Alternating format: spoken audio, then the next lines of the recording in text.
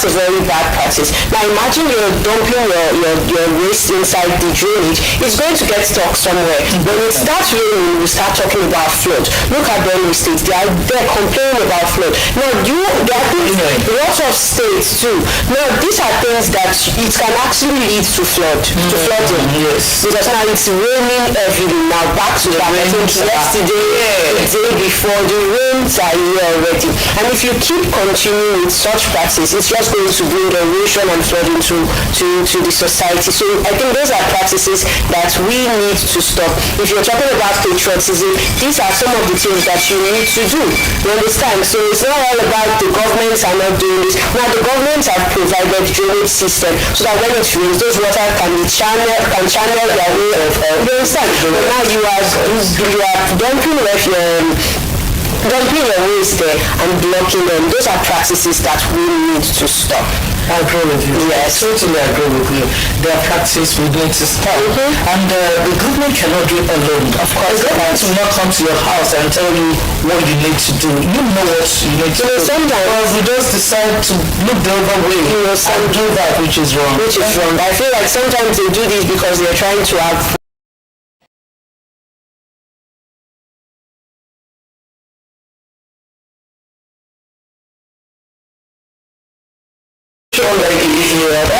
beautiful Sharon Gabriel. Nice having you. Thank you very much. Thank you very much. My name is Sharon Gabriel, and I'm excited to be in this program today. And based on what you talked about, the waste, it's actually affecting everyone. It may not be affecting you because you're the one throwing it, but it's affecting your neighbor because it gets stuck somewhere and it doesn't allow the flow of water to pass through. And before you know it, it's flooding everywhere. The river cannot take it anymore, and it's not about the river anyway. It's not about us anymore. What about the fishes there? It affects the fishes. It affects other animals that drink from it. We have other villages that don't have good water. Yes, it has population. We have other villages that don't have good water. They drink from the stream. Then when you pollute the stream, how would you expect these people to drink healthy water? I used to think drinking water from the stream is healthy, but now we are polluting it and it's affecting us, affecting the animals, the aqua animals there. So I think we should try and do something about it. And secondly, it's cold weather. We should try and cover all. We should try and cover all. Especially for the children and the aged. This is the time they need to we need to cater for them. Absolutely. Know the right clothes to wear for them when they're going to school, when they're at home, because this weather, all weather comes with its own disease. Exactly. And all that. So it's important for us to know what to do right. I'm glad my girls are really. I think this is not the time to start wearing long shorts and for me in Nigeria, we like to copy. We copy the Western world and then we copy them wrongly. There are clothes for each weather. Over there, they know how to wear the summer. Wear what is use their hair ties, up and everything. For Nigeria, they just they go to the extreme over everything. Extreme. I think we need to know when to dress appropriately for every occasion. It cannot be sunny and then you be putting on hoodies. I think that's another practice.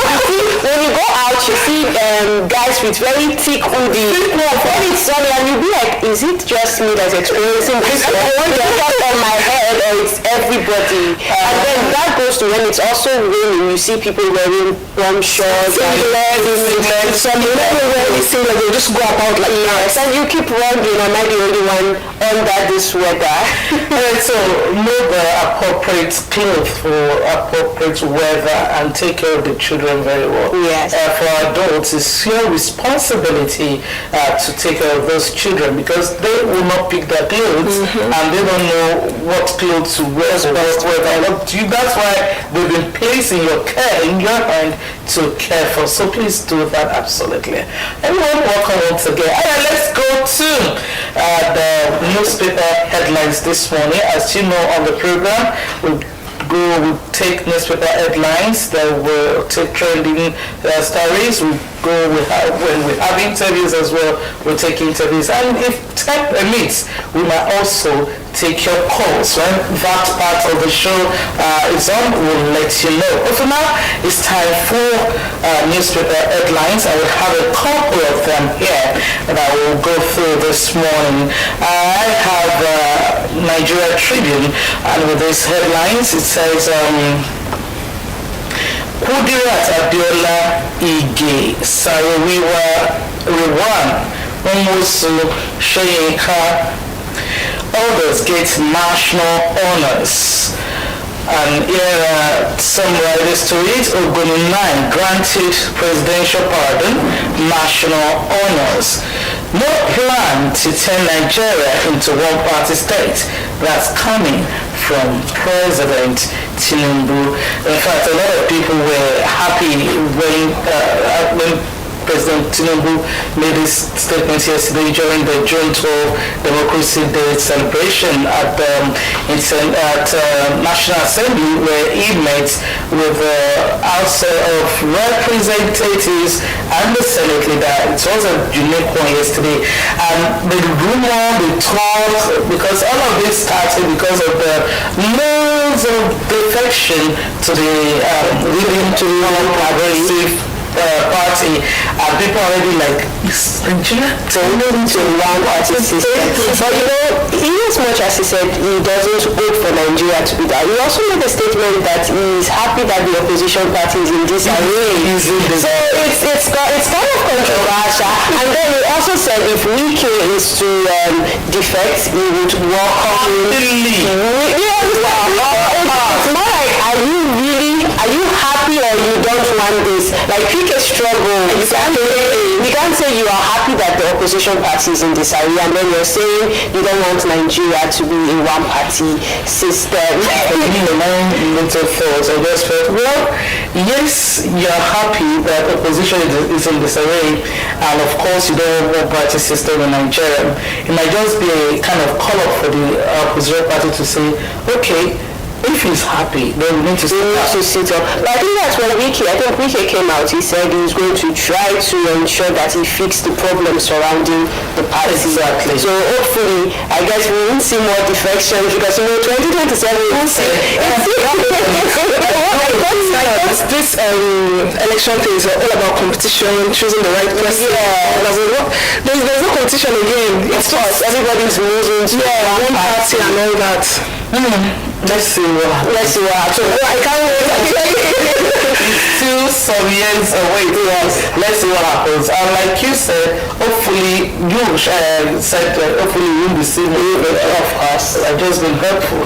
More plane heading to London from India carrying 230 passengers crashes. One survives. Very sad one. Really sad. Very sad one. Just out of 230 passengers. Just one survivor. Just one survivor. It's a very sad one. It's a very sad one because I think they said the plane just departed. It has not even gotten far. Because I think it actually crashed. I think it's still in town that it crashed. So it goes far to say, how well do you check these planes before taking off? Because for the plane to just win, it's not like, it has already gone far, it was about 10 and then something occurred, it was already approaching its destination. I think the plane just departed, it just moved, and then this happened. It's actually sad. They are no longer safe. You travel by road. I think if the airplane is in good working condition, they have it's safer. It's not safer. We have having these crashes. Yes. So a long time now. You know, the airplane crashes. Recently, we also read about the boat crash that's capsized, really, and a lot of people died in the process. So, like you said, where is safe? The road is safe. Accidents here and there. The river, we have boats capsizing. The air I think we just need to be more prayerful at this point. It's not about being prayerful anymore. It's about putting these things into consideration. What are these things? We check them. Yes. We check this one. Is this one okay? Is this one okay? You know, these things. Plane crash can be Yes, actually. it can be averted if the planes are actually properly checked. Because there are lots of things you need to check before moving. And lots of things. Because according to what I said, I think they said the landing gears were still down. They were not even up yet. So that's to show that it has not even moved far. It has not even moved far. So I think it has to be, although they said they are still investigating it, but it's definitely happens. Yes. Anything happens. Okay, let's see you take the next okay. paper. I'll be taking this from the Daily Times. Okay. It says, Heroes of Democracy, Tinubu confers posthumous honors on Kudirat Abiola, Yaradua, Nwosu, Sariwiwa, and others. That can be found on page 2 of the Daily Times. Also, we have Return Nigeria to 1963 Constitution for the Federalism. That's from Ruben Fashoranti. Okay. Also, democracy in our hands. Nigeria reflects on gains of governance. That's on page 8 of the Daily Times. Also, we have Nigerians' total exports reached 20,598 trillion naira in first quarter of 2025. That's on page 16. Okay, Fashola Jega speak on rule of law, election reforms at June 12 platform. That's on page 7. Okay, Tinubu thanks member of armed forces for bravery in service of the nation. That's on page 2. That's all from the Daily Times. We know that yesterday was Democracy Day, June 12th. Yes. It used to be May 29th. May 29th. Former President Muhammadu Buhari said, who's that? Why not June 12th? We know the story concerning the June 12th election in 1993 that was said to have been won by Abiola and Babangida Arnold that election. And because of the struggle, he died in that cause as well. Yes, he lost his life in that cause. And because of the struggle, and apart from the struggle, the fact that it was adjudged the fairest election Nigeria has ever had till date. Wow. You know, the best election Nigeria ever had, so peaceful, credible. You know, I'm sure if it was that kind of election we're still having, we won't be having voter apathy. Because the truth is, a lot of people trooped out to vote in that election, but unfortunately, that election, the result was annulled. The election was annulled, and of course, we're yet to hear the last of it. Recently, the Babangida came out. Yes, I think it was like, in his book he wrote, and then there was a presentation as well, where he openly also said that MK will actually won that election, that forces, you know, beyond him leading an election. Okay. A lot of people came and said, that's true confession. That is. You know, and the fact that lives went down for it, it's really sad. And so, the president did a lot yesterday. Yes. Conferring honors on people and all that. Those who died in that struggle. One of them is the wife of MK Abiola. Yes. Kudirat Abiola. Yes. You know, and there have been talk, some over it, like, oh, it's a good thing the president did. So I like, it's not rather too late and all that. It's rather late than never. All right, Sharon. Okay, we'll be taking Daily Trust. No democracy as long as Rivers is under emergency rule. You can see that on page 35. Protests against hardship floods in states. That too you can see on page 5. 8 members died in Zaria auto crash. You can see that on page 29. Survival narrates moments before crash that kills 240 in page 31. And we have governors seek commitment to democratic ideals in page 32. Okay. All right, I'll take this one from the Nations. It's talking about honors for heroes. Posthumous award for Kudirat, Yaradra, Sarowiwa, Shoyinka Ubani, Ubasani, Akinyemi, Dare, others get national recognition for pro-democracy actions.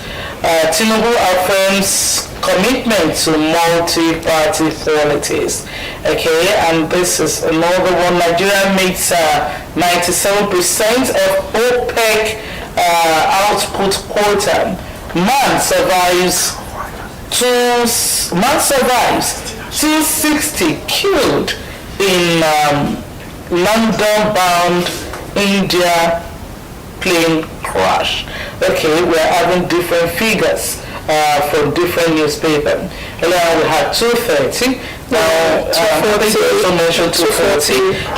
This is saying 260. But I think at the end of the day, we will know which number, how many people were actually on that plane. As we said earlier, investigation is ongoing to know the cause of that crash, what was responsible, how many people were involved, and all that. So, okay, so looking at the Vanguard, we have, I don't view one-party state as good for Nigeria, Tinubu. He says it's in order to see opposition in disarray, views out achievements in 2 years. Tinubu has transformed decayed Nigeria, Apabio. That can be found on page 5.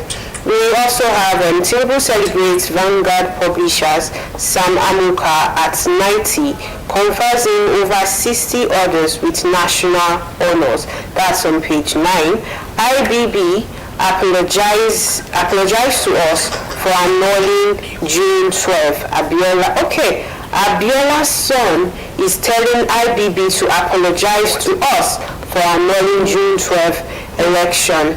Okay, then we have this coming from, President Tinubu commissions APO Wasa Road today.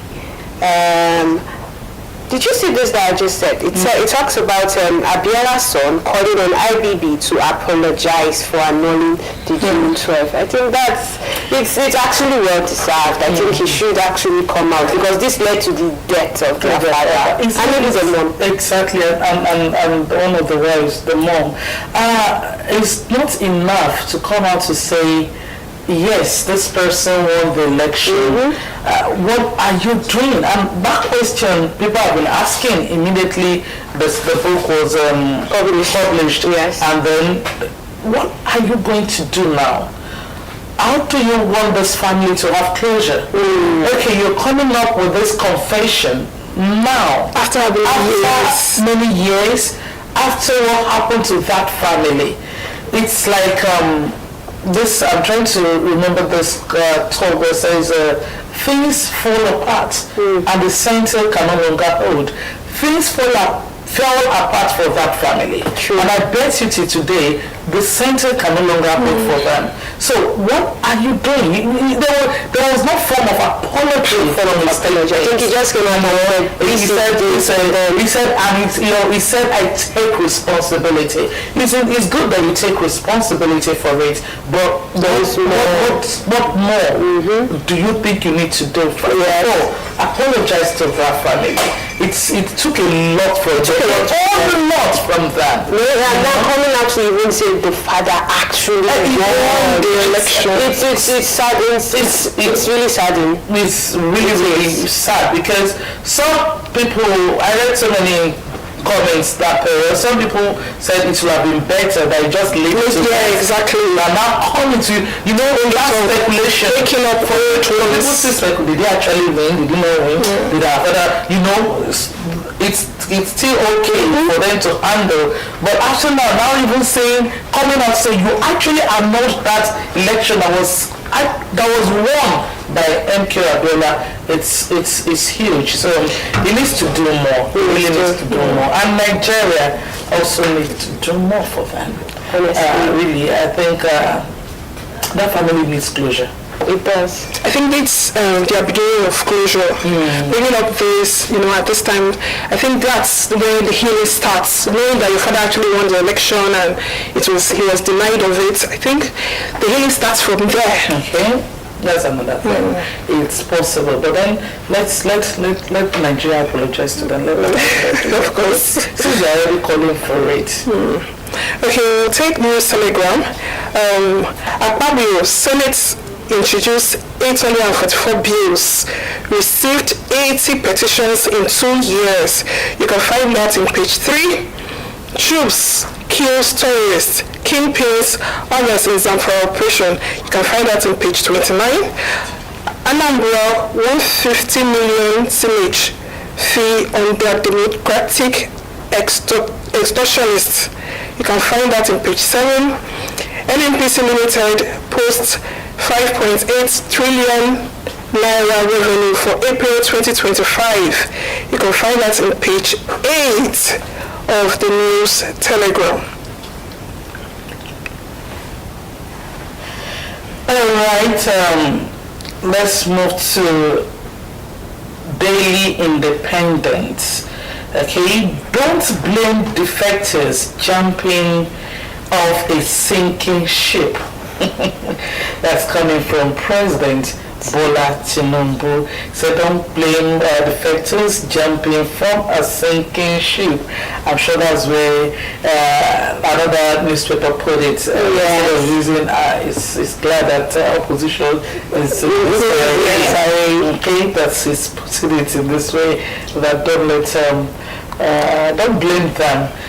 And democracy is declining in Nigeria. Peter Obi, Article 1.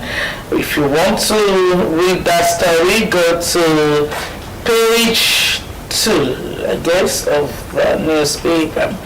The Patriots ask LG to speed up process for true democratic constitution.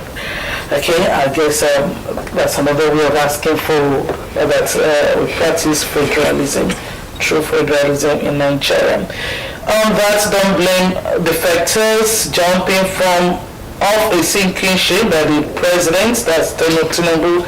Yeah, some riders to resize one party state, not in the offing, nor should it be. Another one says, mocks opposition, tell them to put their house in order. Confers national honors on Kudirat Abiola, influence others. And grants posthumous pardon to Trent Sariwiwa, 8 Ogoni activists. Page 29 of Daily Independent have the full story. We are not obligated to solve PDP, LP, or the internal crisis. That's coming from APC, page 7. You'll find that story there. Falae insists he won 1999 presidential election. Praise the Rider makes case for parliamentary system of government. Page 6 of that newspaper, you'll find the story there.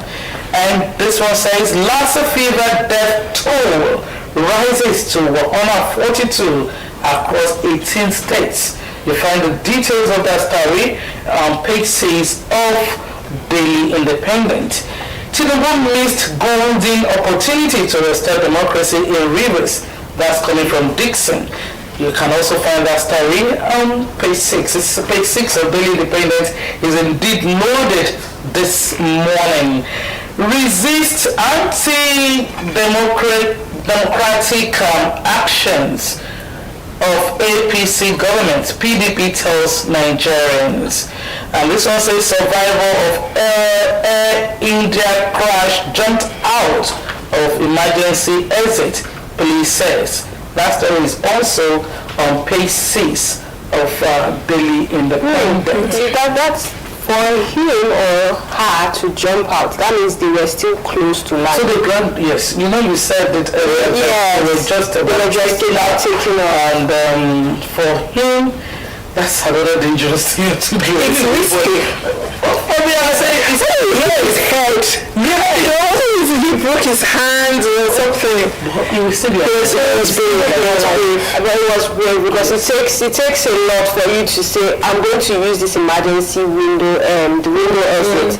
I'm just thinking about it because you have to take it off, jump out. We didn't even think, what if my head and something? It just took the loss. See, he's the only one that survived it. Probably with maybe a leg or hand injury. But he was badly injured. I'm sure he'll be badly injured because, of course, it has already taken off, but it has not like gone far up. It's actually risky, but then he's still the only one that survived it regardless. Okay, moving on to Daily Sun. We have Tinubu, Atiku, Obi, PDP clash on Democracy Day. That's on page 6 of the Daily Sun. We have President honors Shoyinka, Urosu, Yar'Adua, other heroes on democracy. That's on page 27. We have Labour set for fresh battle over minimum wage, consequential adjustment meets federal government. June 12th, thugs attack protesters in Ondo State. And I think that's all we have for the Daily Sun.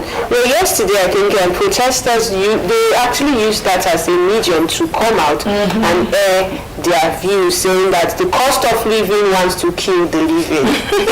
That's a popular saying. They came out, I think, they were protesting Cathedral area of the state. Yes, although I think later on talks came to, most likely talks, because I'm very sure it's not the protesters that started destroying or trying to take charge of the whole protest, but then it happened like that. Talks came around and the protesters had to go their ways and all of that. But then I thought it was a date that was specifically picked because this is Democracy Day and this is the best time to come out and air our opinions about it. A lot of people are still saying no gains yet, there pains that we're still having despite the many years of democracy in Nigeria, that people are groaning under this hardship. Things have gone up under the present administration. Price of food is on the high side. Transportation, everything. So it's about, the process was about bad governance. And most states in Nigeria, Abuja, even the states, exported a protest here and there. But another thing was that as they were protesting against it, we also had pro-protesters yesterday say we are okay. This, the government under President Bola Tinubu is doing quite a lot. Our economy is beginning to pick up and all that. And I think I read in the news a few days ago that actually our economy is picking up really. Yes, that's gradually. And whether we I think the price of rice is reduced. I'm not just rice. Some is reducing. Garlic came down. And that's the major thing. I think it's okay if we say just it takes time. It takes time, and let's just be more patient with the president. I believe in Nigeria, and I believe that things will get better. We're getting there.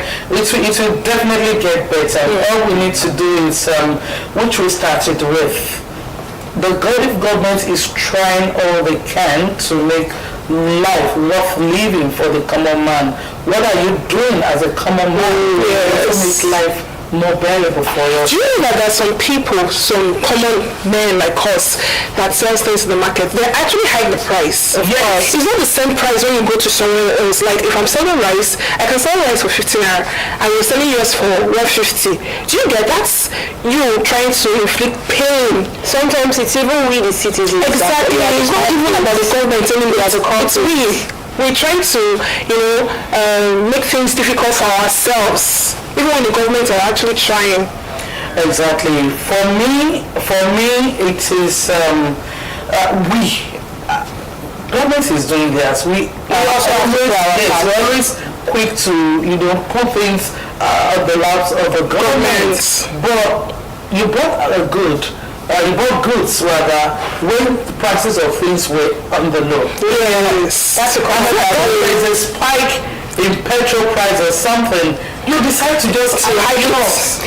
For no good cause, for no reason. It's not the best time to even bring it out and sell it. I've seen cases where you go to the shop and then you ask this lady, how much is this thing in your shop? And she tells you, hold on, let me call. Present price it is. Yes. Like, how do you do that? Why? They will do it because we are gullible. But the truth is we are our own problems. We are our own problems. It is, I don't know why it's so difficult for us to come out and say, no, this should not be. Yes. You know, I watched a program yesterday and the elders, former governor of Ekiti State, Fayemi, was saying, see, youths, if you're waiting for us, the elders, to take this country for you, we can't. You are going to take it yourself. But what we need to do is to make sure that you get some elders on board to guide you. Hey, they're just sitting and it's all about complaining and doing that which is wrong. I think you're good at that. Sitting and complaining. We whine. We just complain. We condemn. And but we are the problem of ourselves. Yeah. When we talk about religion, it's another thing entirely. You know, some people of late decided not to go to church anymore because of what some people are doing, pastors and all that. It's not about the ethnic group. This is the Igbo that is doing it, it's Yoruba that is just fight against ourselves. Yes. And it's really not nice. But before we go on a break to go to the newsroom to take developing stories, let me quickly run through Point Sports Extra with some story. Milan consider Osimhen move. So Osimhen wants to go to Milan. Arsenal meets Gyökeres agent, of course, probably to buy him. Liverpool Barcola in £300 million spent this spring. Mourinho tipped for third Chelsea stint. And this one, Dorcas Adeshoko exclusive. Being off the court for 2 years wasn't easy. I missed badminton during the period, but I had to stick to the plan and return. That's Dorcas Adeshoko is a Nigerian representing Nigeria well. Obama announces but Besiktas exit. Okay, that's like his move. He wants to move from Besiktas. Falcons retain African top spot in FIFA rankings. That's for me. It's a good one for Nigeria. You know, we always do it and we do it right, especially in the sporting arena. And when you look at the clubs all over the world, Nigeria is indeed doing well because Nigerians are there. You know, we have a lot of Nigerians playing in almost all the clubs, you know, in the world, and they're doing well. Imagine Osimhen, you know, Osimhen is doing a great, so many of them, so many Nigerians there in Didi, you know, Madukwe, so many of them doing themselves proud in the sporting arena. All right, that's where we will be ending our newspaper review this morning. But before we go to the newsroom, I still want to talk about the honors of the president did so many Nigerians. Yes. For me, the Oguni 8, you know, the pardon. You know what happened to Oguni 8 that were arrested and killed. I guess it was during Babangida's era now. I can't really remember which of them. But that's Kensaro River. For the president to look in that direction, I feel it's a lot. You know, yes, it's also give the family of those people who lost their lives then some kind of closure and all that. And It's a good thing. And then those who joined the struggle of June 12, apart from Kudirat, Humphrey Wilson. Recently, I also read sometimes ago when someone, I can't remember who actually raised the issue of these national honors for Humphrey Wilson, and some people were like, why? Yes, that he didn't come out to actually speak the truth. Yes. But I think they said he did. But maybe he wasn't really sharp or active about it. But I think they said he actually did. But of course, he was still under the influence of some people, just the same way. Is it IBP that came out? Just the same way he said it was based on the influence of people, and that's why. But then I think Humphrey Wilson actually stood his ground and said, yes, Abiola actually won this election. But I guess based on extra or external forces, he could not really come out boldly to say, but I think he actually did. I'm actually glad that he did. I'm actually glad that our president did that.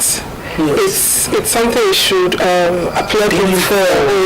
It's not every time we talk about he didn't do this, he didn't do that. Let's also look at the good side of it. Yes. Mine is, I just hope and pray Nigeria becomes a better place. It's one thing for I'm hoping right thing, because of course it's actually a good thing to honor these people, but if the right things are being done, this should be a thing we are celebrating and not now giving honors to these people, because lives went down for this. Lives went down for it. I agree with you. And also, so Dixon, we say that there is no democracy if the Rivers issue is not settled. Well, we keep celebrating democracy. I also feel that the time has come to put the Rivers issue to rest. Those who were duly elected should represent democracy. That's the when we talk about we are celebrating democracy, about the civilian rule, and then putting a military administrator there to man that place right now in River State. It's not looking like democracy. That's the problem. When we're talking about democracy, what is now going on in River State is in Nigeria, and this is Nigeria celebrating democracy. So what are we saying? What are we saying? Very important. I think the president, there have been a lot of talks, indoor discussion, meetings. I know Fubara had gone to the president, had meetings. Wiki has also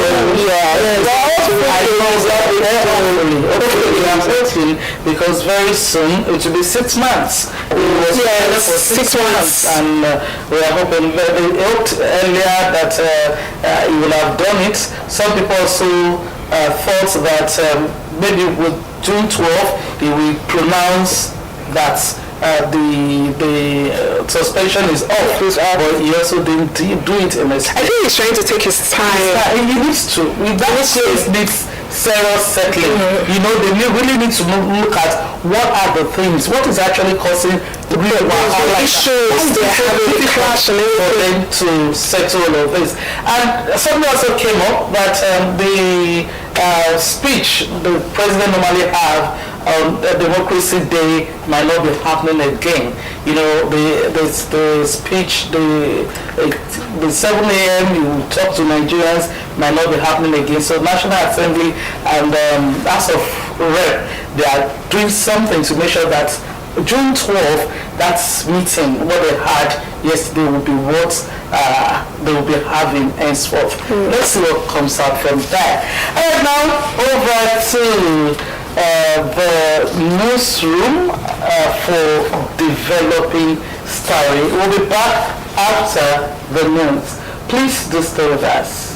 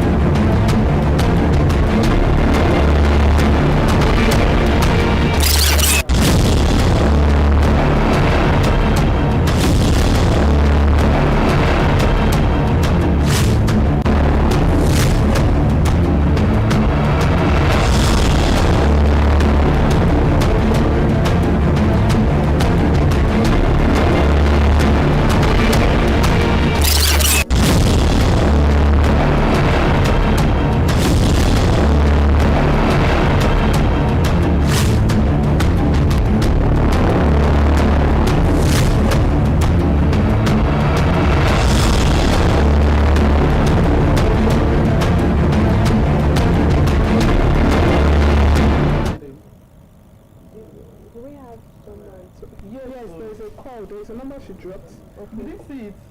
Yes. There's a number she dropped. Okay, I can see Professor Jaja. Yes. Music. What's the topic, please? The topic is that.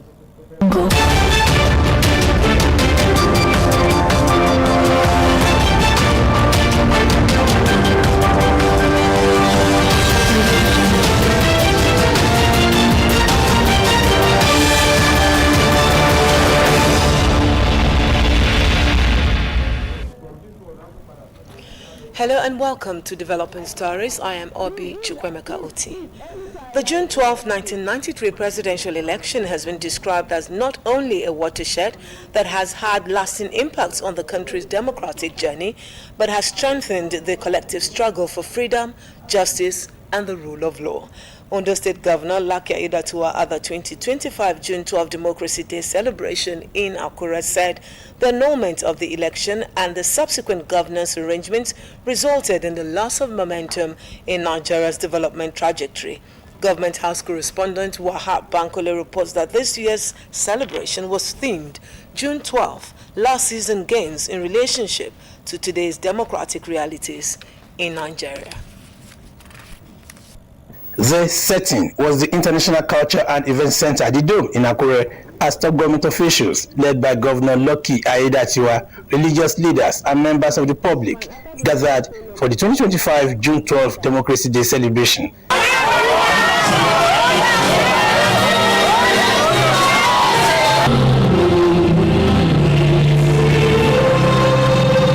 Since the conduct and the subsequent annulment of the June 12, 1993 presidential election by the then military junta, several events have continued to unfold. One of such is the immortalization of the election date, which is now being celebrated nationwide. In Ondo State, the day was celebrated by a public lecture themed June 12, losses and gains in relationship to today's democratic realities in Nigeria. The chairman on the occasion, Dr. Tunji Abayomi, stressed the need for democracy to meet the needs of the people. Democracy will be useless for the people unless democracy meets the needs of the people.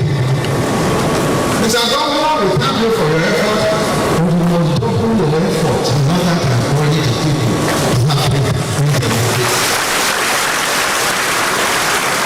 The keynote speaker, Senate Majority Leader Opeyemi Bamidele, represented by the State Attorney General and Commissioner for Justice Kayode Ajulo, said the legacy of June 12 election will remain indelible in the annals of history. He highlighted the pains and losses of the June 12 election and called for a minute silence in honor of the late MKO Abiola.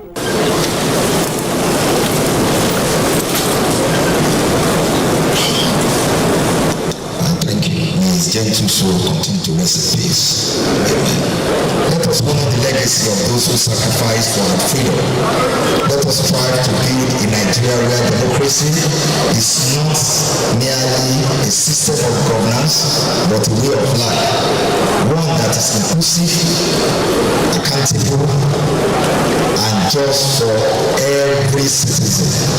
Governor Lucky Aiyedatiwa said the June 12 election has strengthened the collective struggle for freedom, justice, and the rule of law. He said the unfortunate interruption of democratic governance in Nigeria over the years led to a range of challenges which have accentuated the disruption of economic growth, limitations of access to education, healthcare, and constraints on civic engagement. The whole nation spoke with one voice and agreed with one mind in 1993 that MKO Abiola has been identified as the man that can rule this nation, and they all went out to vote for him, and he won across country. Same happened in November 16, 2024. In Ondo State, you can imagine somebody like Abiola rule this nation. We don't know. Nobody can quantify the kind of transformation changes we have brought in. That is a great loss.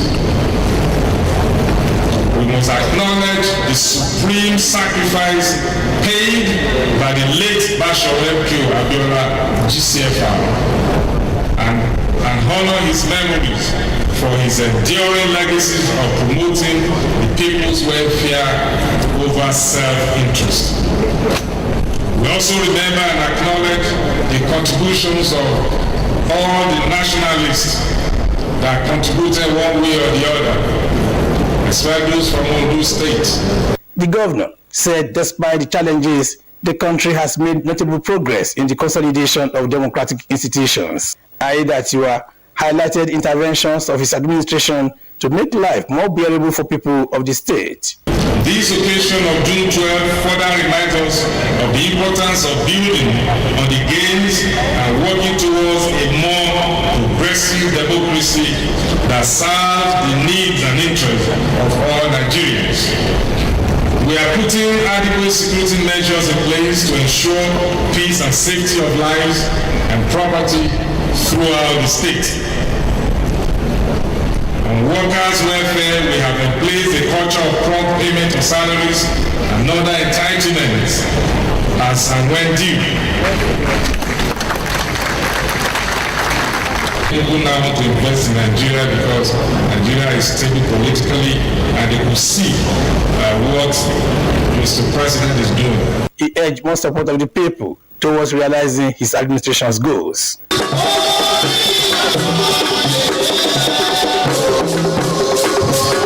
From the International Culture and Event Center, the Dome in Akure, Wahab Bankole, Osrc News.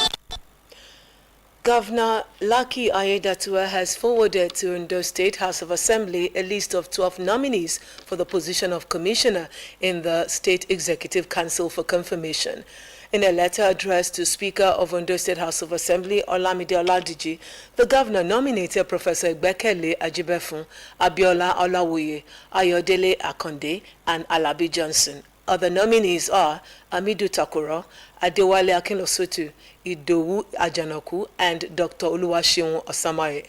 The rest are Dr. Tobloko, Olaolu Akindolire, Sunday Olajide, and Segun Omoyofumi. Governor Aiyedatiwa, in exercising the power conferred on him by the Constitution, requested expeditious actions of the Assembly in the overall interest of the state. The governor restated his commitment to strengthening the state's executive council and providing good leadership to people of the state. The full posthumous pardon of Ken Saro-Wiwa and 8 other Ogoni activists by President Bola Tinubu has drawn wide acclaim from Niger Delta leaders. The Ijaw National Congress, INC, Pan-Niger Delta Pandef movement for the survival of Ijaw ethnic nationality in the Niger Delta, Musend, and others hailed the president, saying the gesture would deepen the peace process in the Niger Delta. INC President Professor Benjamin Okaba said the gesture was an important step towards acknowledging the supreme sacrifices of the national iconic heroes in their fight against environmental injustice and the abuse of human rights. Musend leader Kennedy Tunjo West said the decision remained one of the best inclusive actions the administration had taken so far. Pandef Publicity Secretary Ken Robinson described the gesture as an olive branch and urged the Ogoni people to accept fully the president's kind gesture. Now to Edo State, where Governor Monday Okpebholo says the security architecture of the state has been restructured as his administration has flushed kidnappers out of the key zones and drastically reduced cultism to its barest level.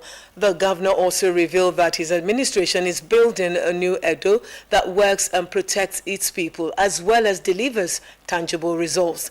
The governor gave the revelations at an event held in the state capital to mark this year's Democracy Day. Governor Okpebholo said June 12 reminds the people that democracy is not just a system of government, but a call to justice, unity, and purpose.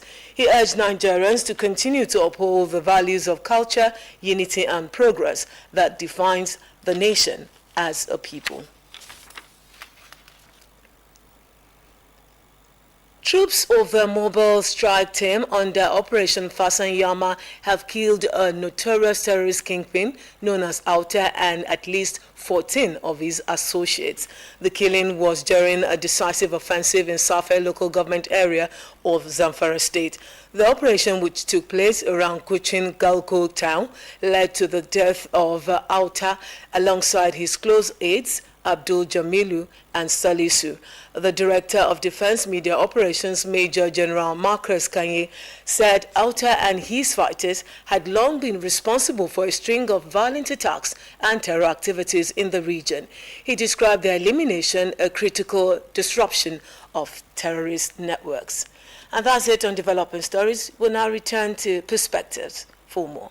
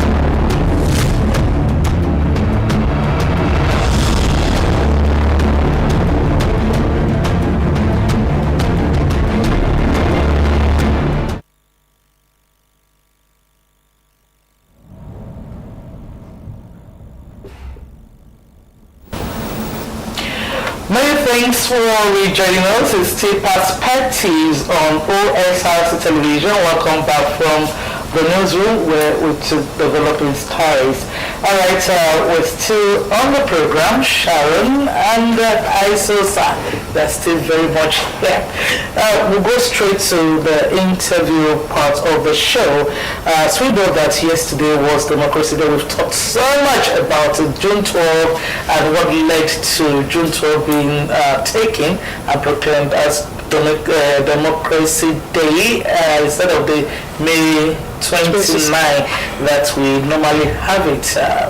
The reason why it has come to stay henceforth is going to be June 12, and that's where we'll be having it. We'll be speaking with a guest on the show today where we'll look at the June 12 26 years of uninterrupted democracy. Yes, 26 years. A lot of people still feel we are crawling. You know that they are still not getting it right when it comes to elections in Nigeria. Especially the elections. Yes, especially the elections. That we're not getting it right. A lot of things is still not right with Nigeria. Well, When we're talking about democracy, it starts from the election. yes. If we want to actually say this is a democratic Electoral system. yes, it starts from the electoral system, and I think that is where we are still lagging behind. We are yet to actually get that right, because now using Rivers State as a case study, you can see we would say, okay, where is the duly elected governor? Where is he? So I think when we talk about where are the lawmakers, you understand? And then I think recently with the House of Law coming out to say there will be sanctions or penalties for people that don't come out, it goes far to show that, truly people are not participating. Now you cannot talk about democracy without the citizens' indulgence or participation in the electoral process. So of course we need to still check the electoral process. We need to reform it. There's a lot to do.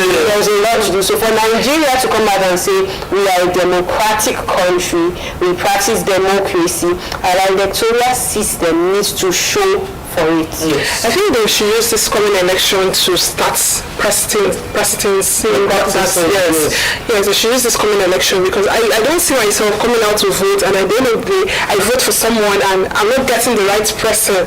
You get then all these plenty issues coming up. This is not the right person. This is the right person. You not knowing if you may not see. One thing about voting is this: you may vote, but it doesn't mean that the person you voted for is the right person. But when you trust the system that whoever I vote for may not come out, but because I believe that the system is true and fair, you would actually take whatever comes out. But I think the problem is we don't believe that the system is being true and fair. That is why when the result comes out, we doubt it. We doubt it. I think that's where the issue is coming from. We doubt it. I agree with you. Once our electoral system, the reforms are done and our electoral system is okay, of course we can start talking about democracy. And then once the social amenities, taxes, once we can start seeing whatever we pay for, the value of what we pay for, once Nigerians can sit down and relax and say, yes, this I don't need to want to run to another person's country to before I can enjoy myself in life. I know that. Yes, we'll be having a guest whom I'm trying to, we are talking to via the telephone. He's a public affairs analyst. He'll be joining us via telephone from Nnamdi Azikiwe University, Awka. He's Professor Chukwuemeka Jajawanegbo. He's a professor of political science department. He'll be joining us via telephone for us to have conversation on June 12th, 26 years on. How has Nigeria fared? Where are we? Have we gotten it right? What are the things that we need to get right? So I'm trying to establish contact with our guest this morning. Hopefully we'll be able to get in to add his voice to the show. Good morning. Good morning. Good morning to you. It's nice having you on Osrc television. The program is Perspectives. Thank you very much. Thank you. All right, quickly we want to look at the journey so far. We know that yesterday was Democracy Day, June 12th. Before now, it used to be celebrated on May 29th, and now it's now June 12th. A lot of activities yesterday, a lot of things said by the president, the president of the Federal Republic of Nigeria. We want to actually, how do you think the June 12, 1993 presidential election that is widely regarded as Nigeria's freest and fairest has shaped the country's democratic journey? How will you access it? All right, thank you so very much. I think I want to thank you for having me in this program first. And I want to thank God that we're having this program today, the day that the president has just taken some very technical steps to justify the validity and the veracity of the arguments about the beautiful thing that turned out in June 12, 1993. For the first time in Nigeria, in June 12, 1993, effort was made by the political system through the electoral process that was formed in the option A4 pattern to let Nigerians for once speak their mind about what they want the picture of leadership to be like in the country. And but once again, we have the electoral management body that stood their ground against all odds to insist on the completion of the release of the elections even when the military insisted that it must not be continued with. So for once again, Nigerians came out in mass to say, look, this is our mandate and this mandate has been given and has to be restored. Even though we know it has taken quite a number of years before the country will begin to give credence to what happened on June 12, 1993. But the one thing that is very important about that day is that it is the day that introduced the beauty of democracy, the electoral system. It is the day that introduced the resilience of Nigerians in the electoral process. It is a day that also marked, for the very first time, the Nigerians turned out en masse to decide against all odds under different kinds of convictions and obligations to elect their leader, to stand by their leader, and to justify the votes they cast on the election. I think that is what has made that day significant. Yes. One of the things again that made Nigerians believe that there was no other election as good as what happened in the June 12, 1993 was that it is one election that never allowed the results to be taken out from the venue of the elections before the people know it. In fact, it was there for the very first time that we began to know the result of the elections at every point of the activities. Remember that the entire thing emerged from different angles at different stages at different steps in the multi-level election process, throwing out the final result, which nobody appeared to have challenged, including the people that lost the election, acknowledged even to tacitly that something was well done. Of course, no thanks to the military. That was not allowed to fly. But I'm thanking the president now for the statement that was made yesterday, reeling out a full recognition of what has happened in the June 12, 1993, especially by recognizing those guys that fought, including more so late Professor Humphrey Wosu, who was the chairman of the electoral management body that conducted the election. Remember, before now, Nigeria has recognized June 12, and recognized Abiola as the winner, and Kingibe as the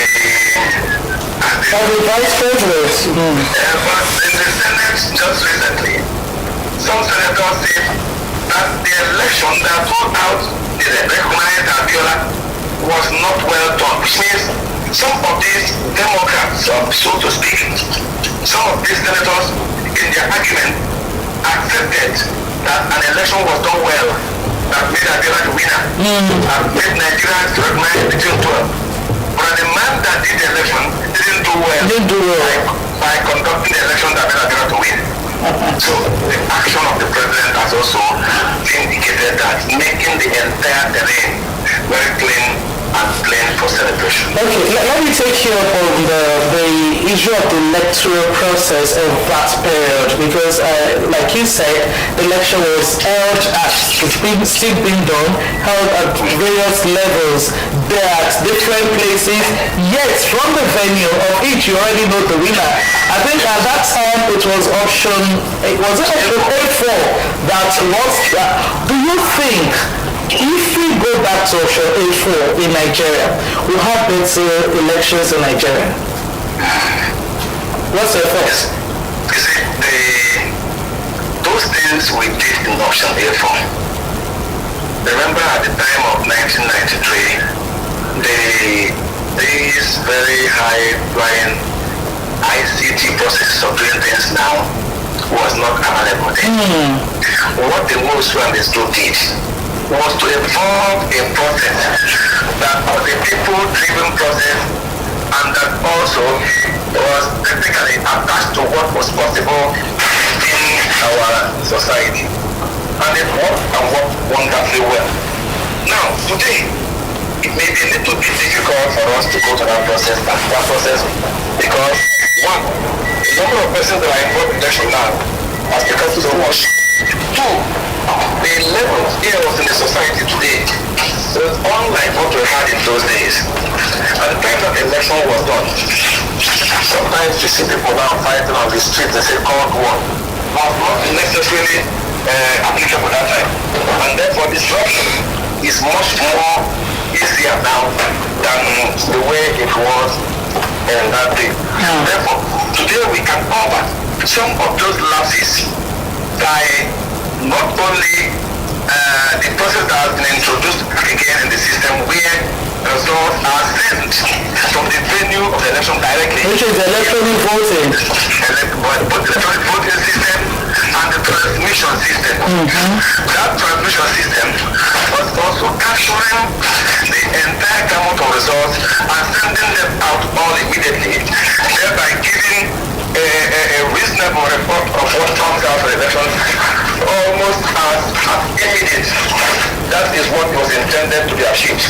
Even though what happened in 2023 was another matter, where the entire system turned out all of a sudden to what they call technical glitch. And so we have a system now that can confidently, not completely, but completely fit into what was obtainable under the option A4 through the network of the new modern system that is supported by information and communication technology. Okay. So we can't necessarily go back to the option A4 again as it was in the past. We can't that necessarily, but we can fix it in our understanding. All right, thank you. What do you make of former head of state Ibrahim Babagida's account of June 12 election and its annulment? Okay, what do you make of former head of state Ibrahim Babagida's account of June 12 election and its annulment? Well,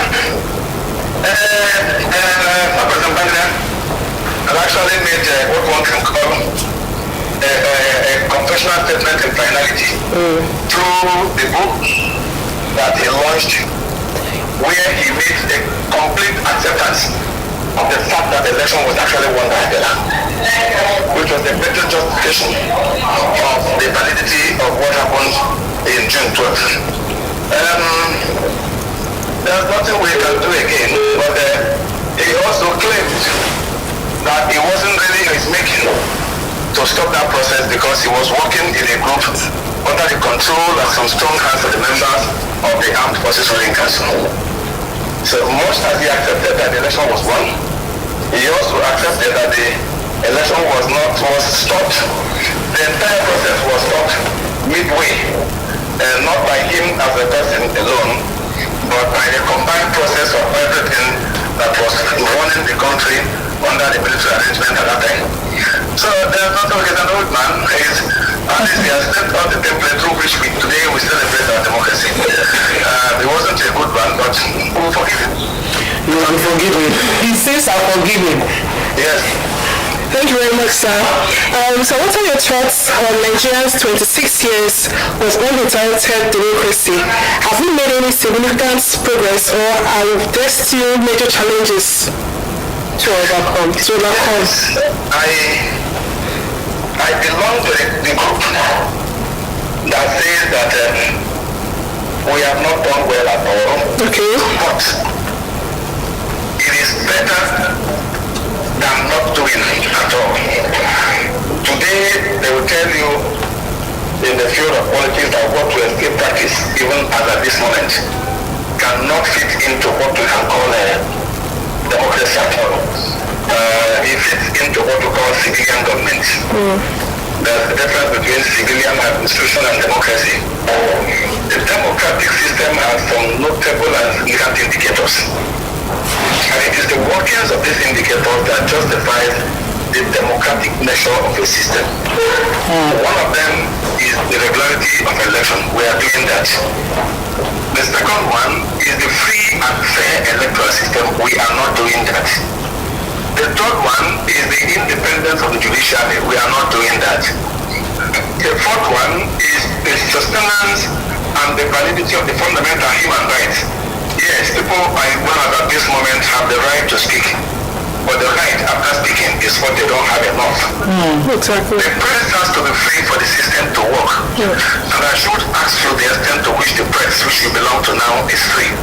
You know, when you put all these things in perspective, you see that we still have a lot of journey ahead. But I tell you, we have made significant progress.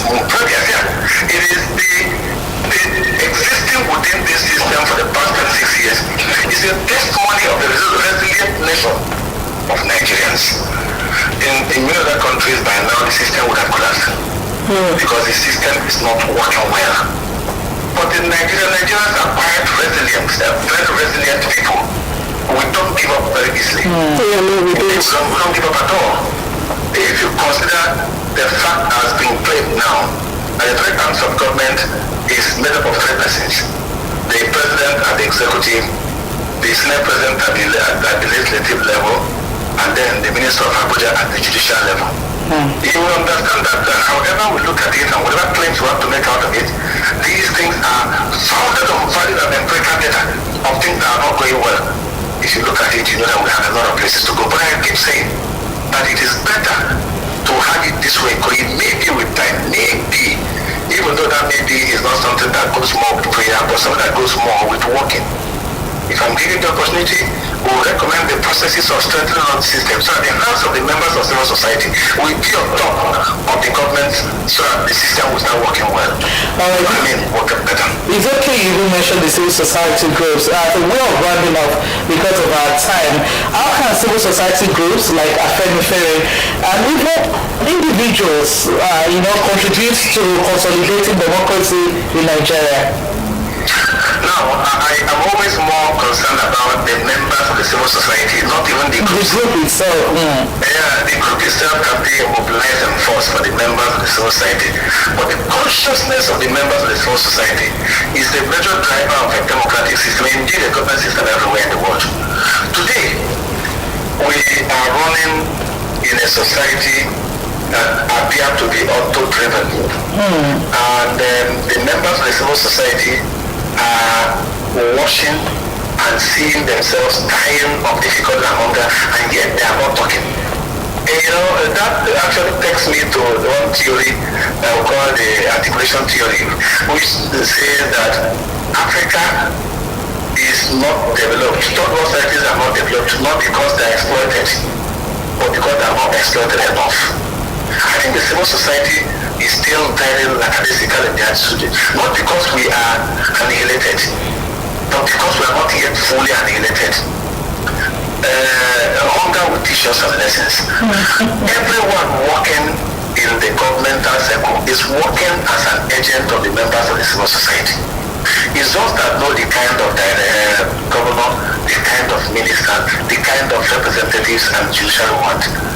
Governor Soludo at the time in the academia says that the people who get the kind of government they can tolerate. The members of the civil society, we are tolerating what we have now because we can tolerate them. The day we get tired of them, the boundary between Hausa, Fulani and Yoruba and the Igbo and TV and the Vik will collapse in the face of the hungry Nigerians, and the system will change by fire, by force. And like they say, an hungry man is an angry man. Thank you so much. Thank you so much, Professor Chukwemeka Jajawanego, a professor of political science department University, not the Azikiwe University in Oka. Thank you for joining us on the program. Thank you very much. Thank you. Alright, that's been our guest on the show who joined us via the telephone. He said a lot of things. And I like one day that bridge that connects us together to keep making us to be resilient, to be all of this. If all that truly sets in, the bridge will collapse. Alright, we'll take a break now. We'll come back. We'll go to the trending stories for today. Please stay with us.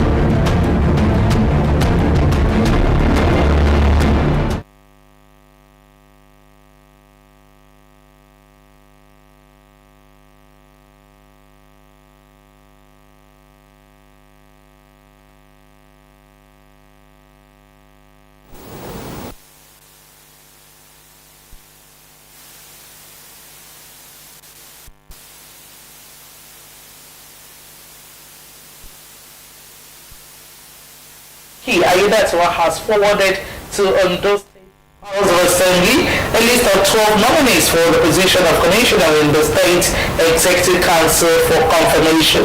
In a letter addressed to Speaker of Ondo State House of Assembly, Olamide Oladije, the governor nominated Professor Bekele Ajibefo, Abiola Olawaye, Ayodele Akonde, and Alabi Johnson.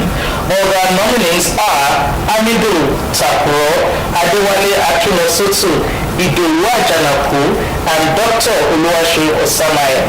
The rest are Dr. Todd Loko, Olaolu Akidolie, Sunday Olajide, and Segun Omoyofumi. A statement by Ebenezer Adeniyan, the Chief Press Secretary to the governor, said Ayudatwa is exercising of the power conferred on him by the Constitution, requested the expeditious action of Assembly on the request in the overall interest of the state. I think this is a good news to the good people of the state because it's been long awaited. A lot of people are already talking, when is he going to come up with commissioners to help him run the affairs of the state? So no man cannot just run the affairs of the state. He needs people to back him up and support his administration to run a better government. Talking about democracy and June 12th, a lot was said and done yesterday. So moving on, still on June 12th, Tinubu bestows national honors on Ubasani, Shehu Sani, others on Democracy Day. President Bola Ahmed Tinubu on Thursday conferred national honors on key figures who played instrumental roles in Nigeria's return to democratic rule as part of the events marking the 2025 Democracy Day celebration. In an address before a joint session of the National Assembly in Nigeria, President Tinubu paid tribute to the sacrifices and resilience of prominent Nigerians who stood against military dictatorship and championed democratic ideals. Among those honored were the governor of Kaduna State, Senator Ubasani, and former federal lawmaker and rights activist, Senator Shehu Sani. Both received the Commander of the Order of Niger. The President also acknowledged the collective efforts of civil society, leaders, academics, journalists, and posthumous heroes whose actions, he noted, contributed immensely to restoring civilian rule. Posthumous awards were also conferred on notable democracy icons such as Admiral Ndubisi Kanu, Balarabe Musa, Chief Frank Kokori, and Odia Ofemi. President Tinubu stated that the national honors serve not only as a recognition of past contributions, but also as a reminder of the sacrifices that bettered Nigeria's republic. The 2025 Democracy Day celebrated every June 12 in memory of the annulled 1993 presidential election, widely believed to have been won by late Chief M.K.O. Abiola, was marked by tributes, award ceremonies, and nationwide reflection on Nigerians' democracy. So like I said, a lot was done yesterday, June 12. I think the coming out of IBB to come and say that June 12 election was actually won by M.K.O. Abiola. It made this year's June 12 Democracy Day celebration really, it made it really, I don't know how to put it, but it brought a lot into vision, it brought a lot into consideration, talking about all three roles, because I think when they were trying to say this man needs to be honored, a lot of people said, no, what role did he play? What did he do? But I think coming out and doing all of this, it actually showed that 1993 June 12 election was indeed fair and true, and one of the best Nigeria has had. Yes, indeed, one of the best Nigeria has had. Yes, June 12th. Protest hits Ondo, Lagos as Nigerians lament economic hardship. The June 12th protest has kicked off in various parts of Nigeria, including Ondo and Lagos, as activists and citizens mobilized against the worsening economic hardship, insecurity, and striking civic space under President Bola Tinubu's administration. In Ondo State, protesters gathered at Cathedral Junction in Akure, while in Lagos, multiple locations were designated for the protests, including Badagry, Maryland, Agbara, and toll gates. The protests are part of the nationwide movement, with demonstration also taking place in Abuja, Osun, and other states. Organizers of the protests, including the Take It Back movement and End Bad Governance movement, have emphasized the need for accountability and democratic governance. It was also said that talks were able to adjust the protest. Yes, of course they did. The protest. Well, I think something they need to know is this protest is for everybody.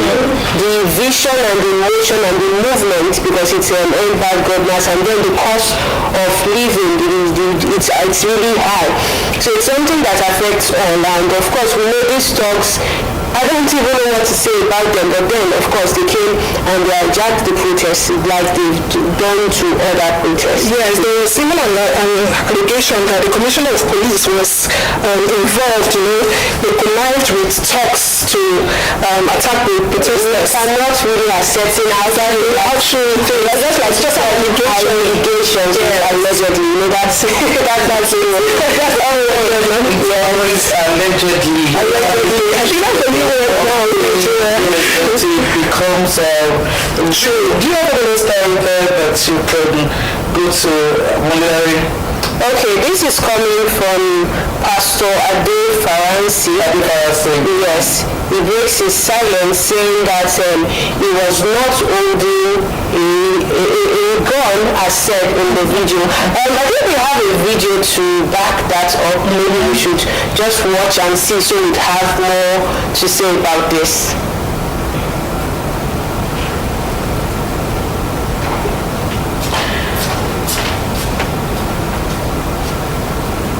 While we're waiting for the video, we can take the story. Okay, so he said that the influencer came to him aggressively, and he just had to tell the influencer that, oh, please stay away from my vehicle because I am not having it at this moment. Although criticism came and saying the influencer showed no form of aggressiveness to him, so hence there was no need for him to treat the influencer like that or even point a weapon at him. We came out and said this is not what happened, and then these are just people trying to build up false stories against him.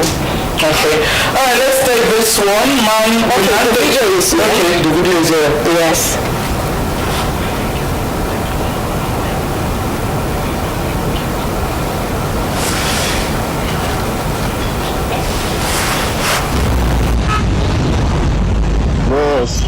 Boss. Sorry.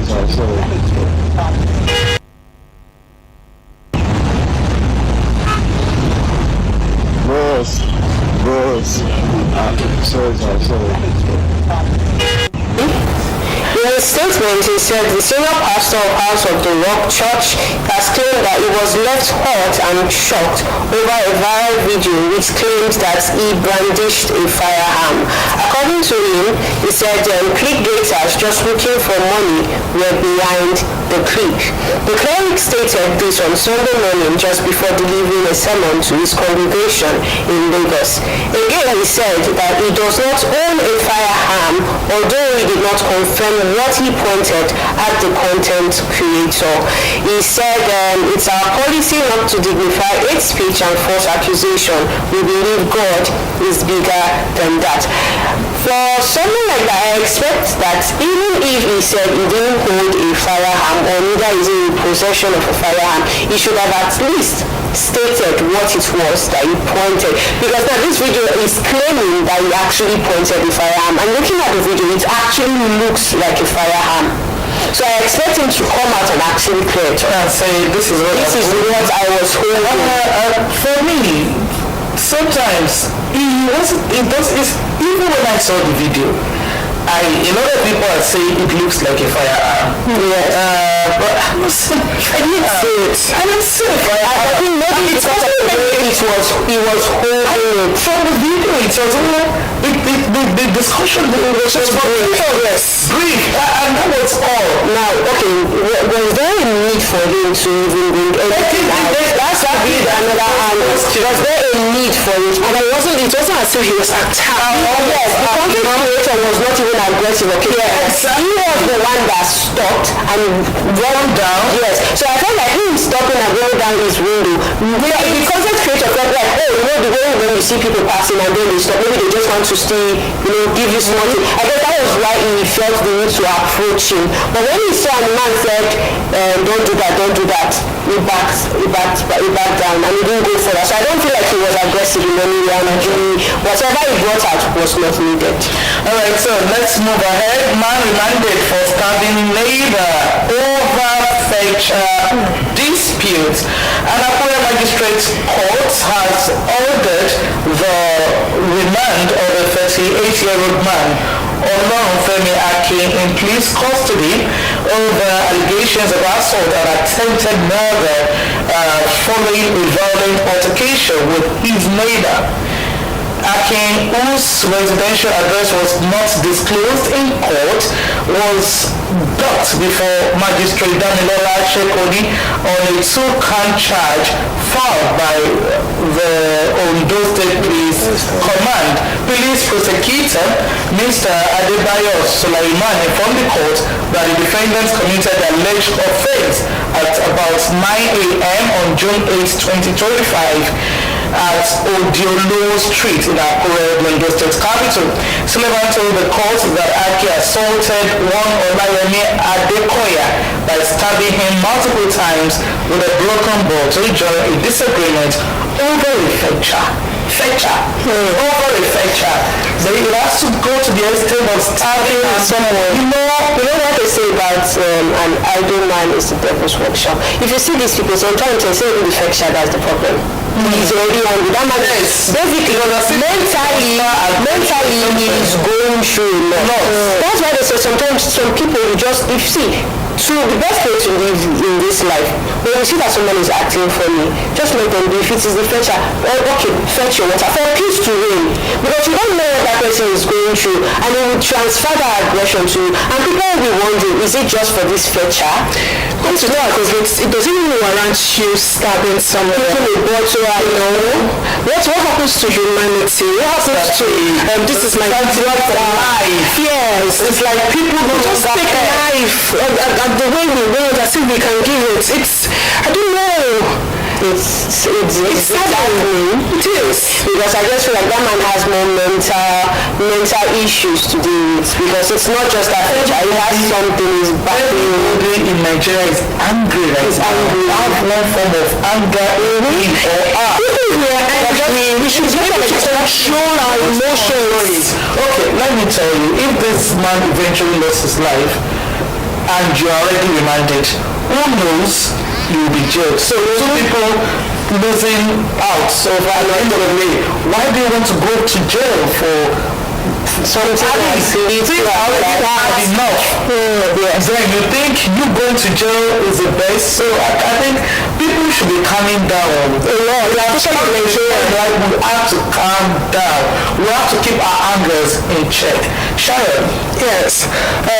UK-based Nigerian woman shocked to discover her dad and mother-in-law are in hot romance.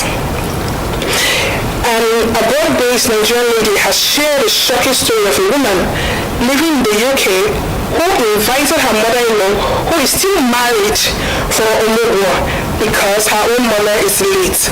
Omugwo is a traditional Igbo post-patron practice where a woman or mother-in-law cares for the new mom, to a new mother and child for a few weeks or months.